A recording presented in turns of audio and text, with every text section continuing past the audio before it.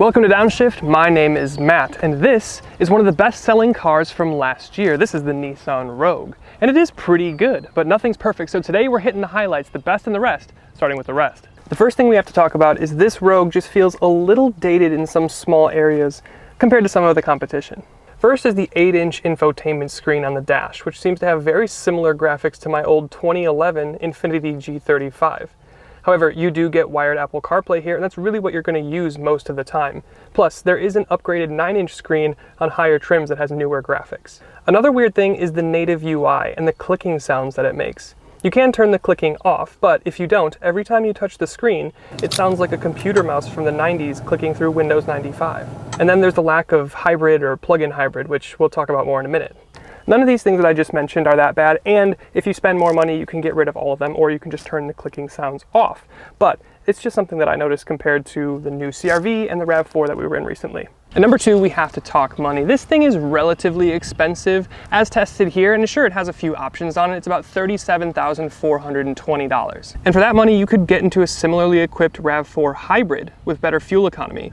This Rogue, as it sits, is also similarly priced to the new Honda CRV EXL, but with the options you're paying near sport touring money, and that's a hybrid and the top spec of the CRV. And it's always hard to kind of talk price, especially when you're considering packages and different equipment grades, and they don't always line up brand to brand, so it's hard to black and white say that this Rogue is more expensive than the Honda or the Toyota or the Subaru or whatever. But for the money that you're spending here, almost $40,000, and to not be able to get a hybrid, let's just talk about it in the next point here. Yes, the hybrid discussion. We've mentioned it twice already. We should probably talk about the elephant in the room. No matter how much money you spend on a Nissan Rogue, you will not get a hybrid or even a plug-in hybrid. And that's just weird to me. It seems like Nissan is leaving a huge chunk of market on the table by not offering a hybrid. I mean, Toyota can't keep a RAV4 hybrid on a lot for like more than 5 seconds. And the same thing goes for Honda and their CRVs. And then there's the Korean twins, which are offering hybrids and plug-in hybrids for the Tucson and the Sportage. This VC Turbo isn't bad by any means, but it just feels like Nissan is getting left behind. I mean, even Mazda's making plug-in hybrids now. But those are the only real places I can ding the Rogue, so let's talk about the good things going on here. First up, we're going to talk about the spaciousness, and we're going to break this down into two parts. First, the rear seats and then the trunk. But the rear seats here, they're big and nice, even for people over 6 feet to fit comfortably. I have plenty of knee room and headroom. The seat bottom does feel kind of flat, where I wish my butt sank down just an inch below my thighs for a more natural position. But the space is great, and the panel roof makes it feel really open. I've got shades back here, courtesy of the SV Premium package. I've got chargers, a map pocket, although you can get 2 map pockets on higher trims, and I've got vents back here. And then there's the trunk. The trunk is a great space with a power opening tailgate, although it is a little bit smaller than the RAV4 and CRV. But you do get these covers for your trunk floor and the rear seat backs that seem to be ribbed. I don't know for whose pleasure, but I guess that's nice. You don't get grocery bag hangers back there, but the space is nice and practical. Then lift the floor and you have a spare tire. And I thought it almost was plugged in, but then I realized that I'm a fool and that's the subwoofer. And if you want to spend more money, you can get heated seats in the back here. Nice and spacious, comfortable seating, and a big trunk. Not bad. And number two, we're going to talk about the feature set that you get here. This is the SV trim or the midnight trim. I think it varies depending on if you're looking at the website or the window sticker, but it means we're kind of in the middle of the range here, and you do get some pretty cool stuff. And of course, if you're willing to spend more money, you get more stuff. Here you get the smaller 8-inch screen that we already talked about, but you do get Apple CarPlay, and that's really what you're going to use all the time anyway. You also get heated seats, although you can't get cooled seats on any Rogue regardless of price, which is kind of whack.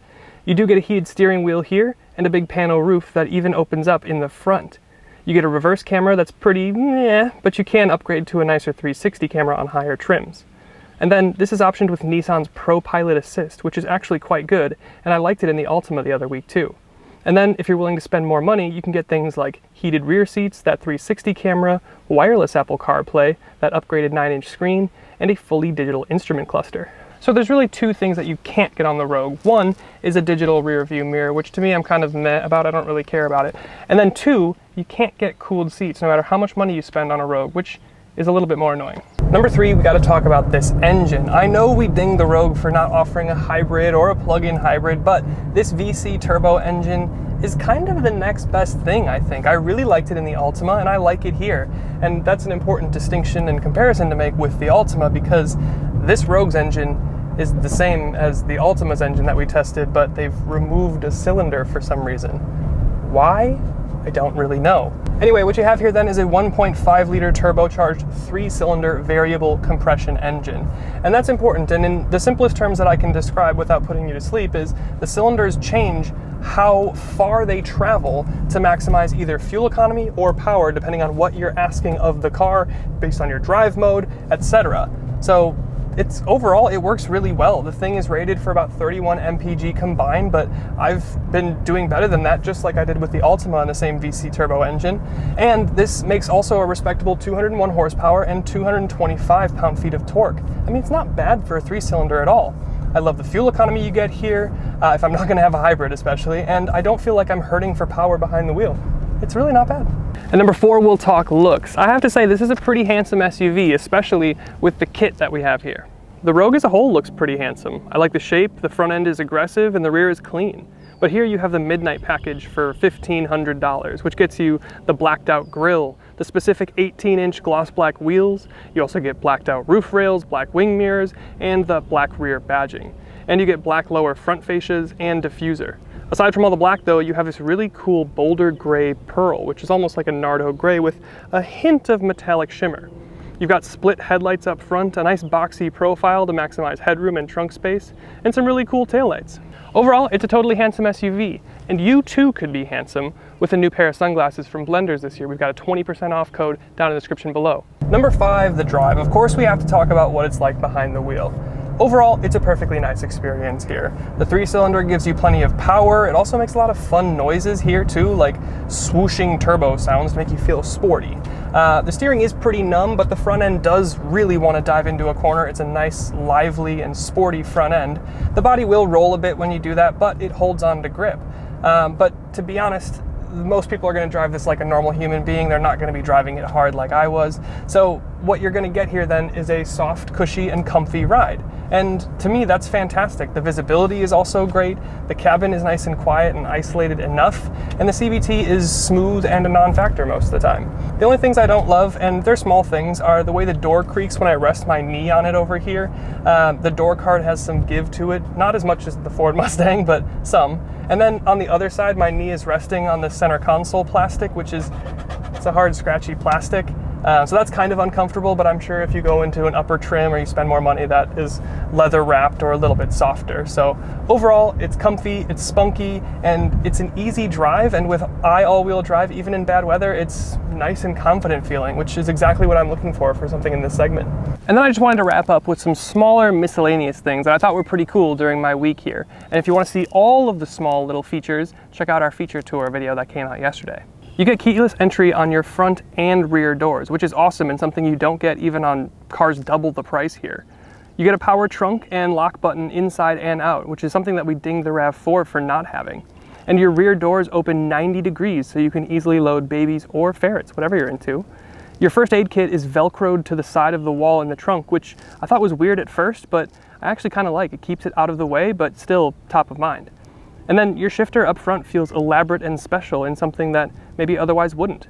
And your cup holder bottom next to that is rubberized and removable, so you can easily pull it out and wash it when you spill soda or coffee on it. You have about 5 drive modes, including a snow, eco, and off-road mode, which is almost double what you get from a Mazda. And your towing capacity is 1,500 pounds, which isn't class leading, but it's the same as the CRV. And of course, there's things that I didn't love, and there's just some weird stuff going on here. But again, check out our feature tour where we go in depth on all those things. So that's the best and the rest of the Nissan Rogue. Overall, I'm pretty positive about the car. In a vacuum, it is pretty good. The only problem that it runs into is when you start comparing it to things that it competes against, things that are maybe a little bit newer, a little bit more efficient, more advanced. But in a vacuum, this is a very pleasant way to get around town. So thanks to Nissan for letting me have a go this week, and we'll see you in the next one. Make sure you check out our feature tour to show you all the weird stuff going on with this Rogue. We'll have that in the description below and in a little pop-out banner up top.